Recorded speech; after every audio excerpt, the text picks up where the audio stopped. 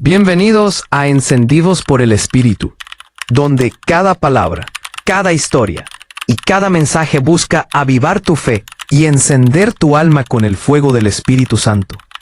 Si tú también anhelas un encuentro real con Dios, suscríbete, dale like, comenta y comparte, porque juntos llevaremos el fuego del avivamiento hasta lo último de la tierra.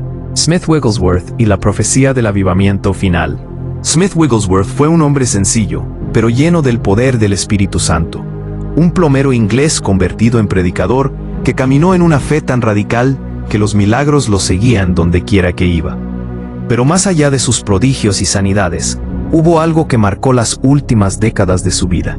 Una serie de profecías sobre un avivamiento final, un mover de Dios que transformaría naciones antes del regreso de Cristo. El hombre que creía sin ver. Wigglesworth nació en 1859 en Inglaterra.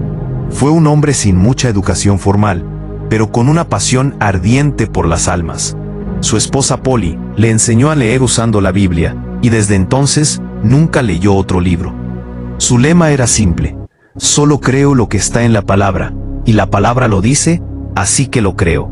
Su ministerio fue un testimonio vivo del poder del Espíritu Santo. Ciegos recobraban la vista, sordos oían, paralíticos caminaban, y hasta muertos resucitaban. Pero Smith no se enfocaba en los milagros, sino en lo que esos milagros representaban. Una generación que creía en un Dios vivo, no en una religión muerta. A medida que pasaban los años, comenzó a hablar con más frecuencia sobre algo que veía venir. Un avivamiento global, el más grande que el mundo haya visto. La primera profecía, el mover de sanidad. En los años 1930, Smith profetizó que vendría un mover del Espíritu Santo donde los enfermos serían sanados en masa, algo que trascendería denominaciones. Dijo: Dios levantará a hombres y mujeres con ministerios de sanidad. Ellos no serán reconocidos por las iglesias tradicionales, pero Dios los usará poderosamente.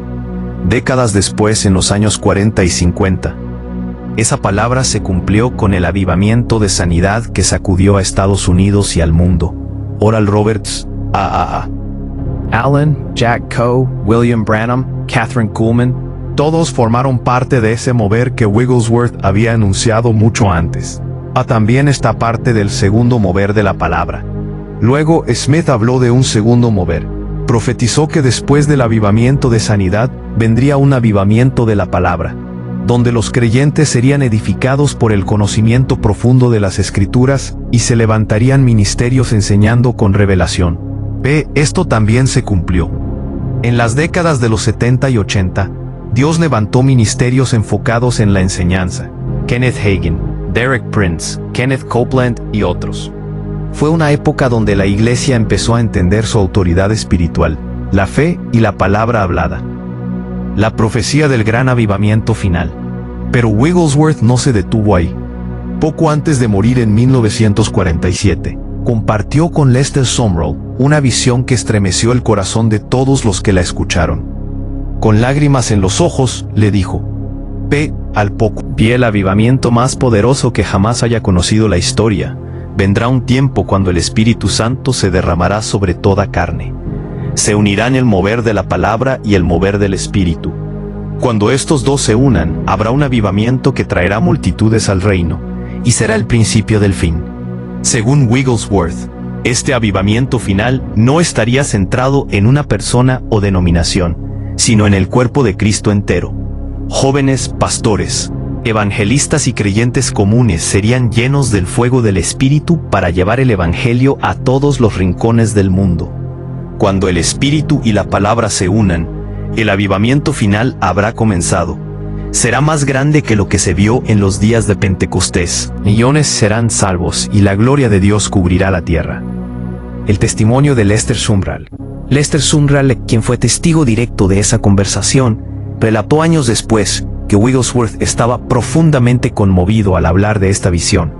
Dijo que el poder de Dios llenó la habitación y que Smith lloró al ver lo que el Espíritu le mostraba. Él lloró, no de tristeza, sino porque anhelaba ver ese tiempo. Decía: yo no lo veré, pero tú sí lo verás. Lo que viene es glorioso. El Espíritu Santo no solo visitará, sino que habitará con poder en su pueblo.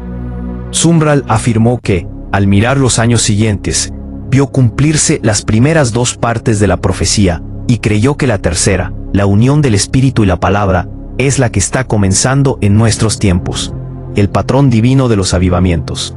Si analizamos las palabras de Wigglesworth, podemos ver un patrón divino. P. 1. Sanidad. El poder de Dios manifestado físicamente. 2. Palabra. La revelación espiritual estableciendo fundamentos. 3. Fuego y gloria. La manifestación de ambos unidos, preparando el regreso del Señor.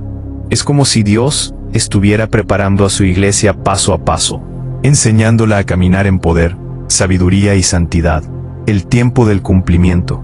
Muchos creen que estamos viendo el principio de ese cumplimiento.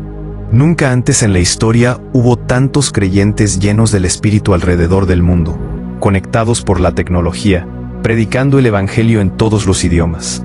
Hay milagros en cada continente, movimientos de oración en universidades, y una generación joven que ya no busca templos grandes, sino la presencia real de Dios. Wigglesworth decía, avivamiento. El avivamiento vendrá cuando el pueblo de Dios esté desesperado por más de Él. No vendrá por organización, vendrá por hambre. Hoy, esa hambre está creciendo. Se ven señales del despertar espiritual en África, Asia, América Latina y Europa. Los avivamientos ya no son eventos locales, sino ondas de fuego que se expanden globalmente. Un llamado a los hombres y mujeres de fuego. Smith Wigglesworth fue un profeta del fuego, un hombre que creyó que Dios podía hacerlo todo. Su vida y sus palabras siguen siendo una voz que clama a la iglesia de hoy. Despierta, levántate, y cree que el mismo Espíritu que resucitó a Cristo vive en ti. La profecía no era solo para una época. Era para una generación que se atreviera a creer que el Espíritu Santo puede usar a cualquiera que esté dispuesto a ser un vaso limpio y lleno de fe. Dios no busca vasijas de oro ni de plata, busca vasijas dispuestas.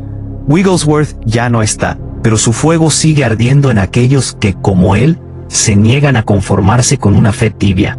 La iglesia que él vio en visión es la iglesia que se está levantando hoy, llena de la palabra, encendida por el Espíritu, y marchando con autoridad hasta que el mundo sea alcanzado.